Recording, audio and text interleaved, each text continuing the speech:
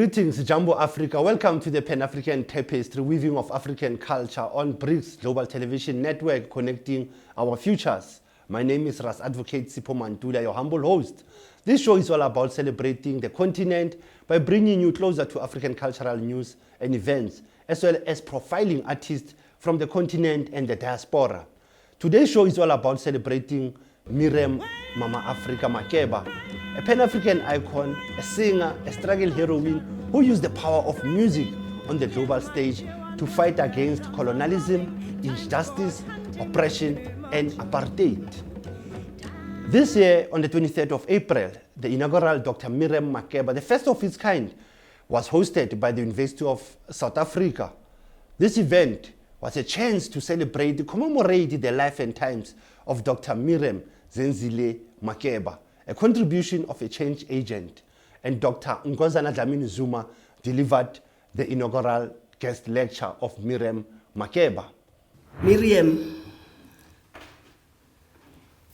Mazi, as is fondly known, Mwazi's rise to an iconic figure in the journey of African people and our struggle for a more just and humane society remains unparalleled. I've been trying to look at parallels. I didn't find. It just remains unparalleled. Her voice and warmth traveled and reached the length and breadth of this world and left an indelible mark that we are here to honor and commemorate.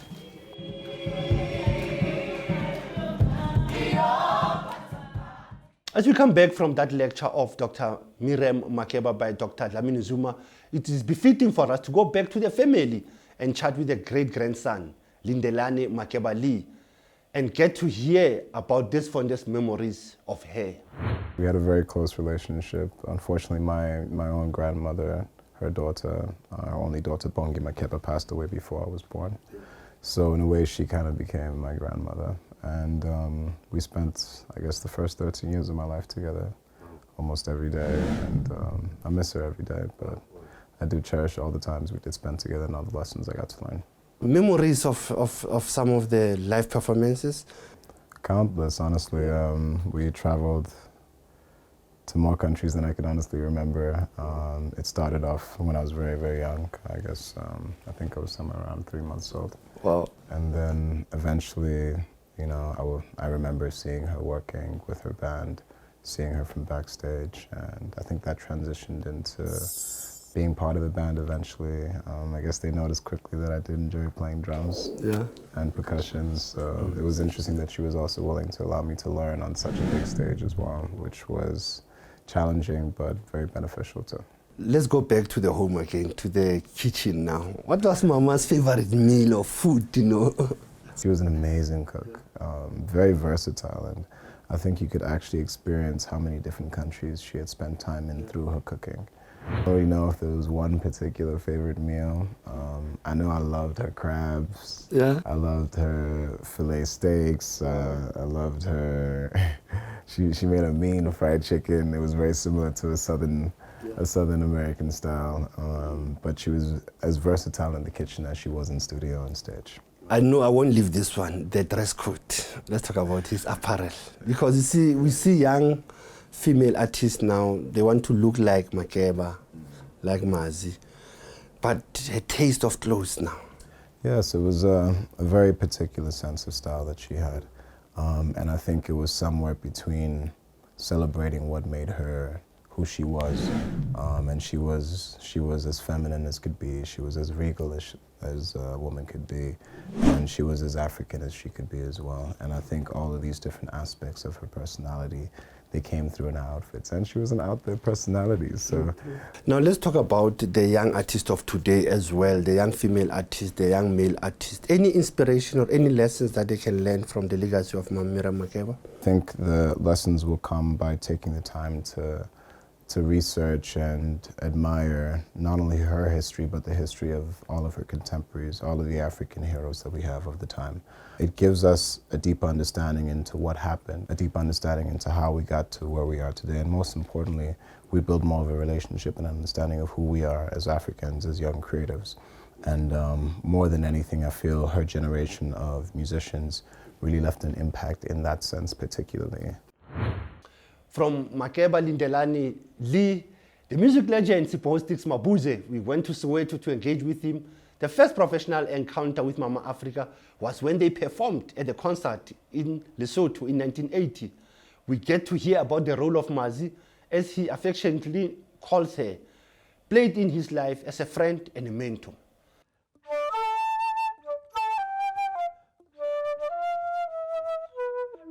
Celebrating our own Zenzile Miriam Makeba Mazi.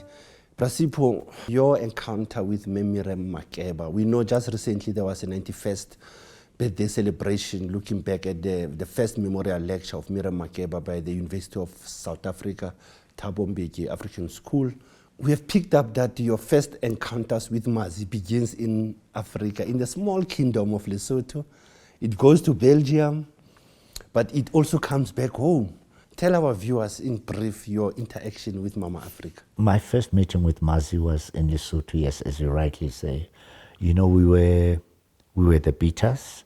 There was a concert at the Kingdom of Lesotho, which for the first time Hugh Masekela and Miriam had come to South Africa. So we were the opening act, and we saw this regal woman. You know, I mean, Miriam was always in our hearts and our minds through her music. And when she came to Lesotho, then we started interacting with her. I had been signed to a record company, Virgin Records. I went to record my music in Brussels. And some people came and said, "Are you from South Africa?" I said, "Yes, I'm from South Africa." I said, "Do you know that Miriam Makeba lives here?" I said, "What? Yo, if you could tell her that I'm here, it would be so lovely for us to meet." And she came, and she had cooked some food for us, and said, "Naba bantwana bam basekhaya." You know, in our interaction with she, you know, she would come every day and cook. She said to me, "Why don't you just write a song that you and I can sing together?" Wow. I said, "What? A song that you will sing on my album?" Imagine Miriam Makeba singing on Sipho Mabuse's album. Whew, I went running, I went to a jog, just for my mind to think about what it is that I should write. And the song I wrote was Mama. Yeah, and today, when people play that song, it's a very special song. It almost, I become emotional when it gets played, because then I remember her love, you know, her special moments that we spent together. After we recorded Mama, she said, wouldn't you like to produce an album for me? And she gave me Welela. I was like, what? And again, you know, I mean, that kind of privilege is not something that you just come with at any moment. And I think, Prasipo, from Welela, there's a song of Soweto Blues there. Yes. That was composed by Hugh Masekela. Hugh Masekela, yes. Let's go to the link of both of them, Hugh Masekela and Miriam Makeba. Yes, I mean, these were both special South African musicians who have put South Africa, let alone the rest of the continent, on the map. Remember, Hugh did Grazing in the Grass as an African musician, and also Soweto Blues was, you know, referring to what happened in 1976 tune. And both of them were activists, you know. They were part of the liberation struggle of not only in music, but also freedom of our people. So Welela was almost like, when are we coming home? Prasipo, would you say Miriam Makeba was honored coming back from exile?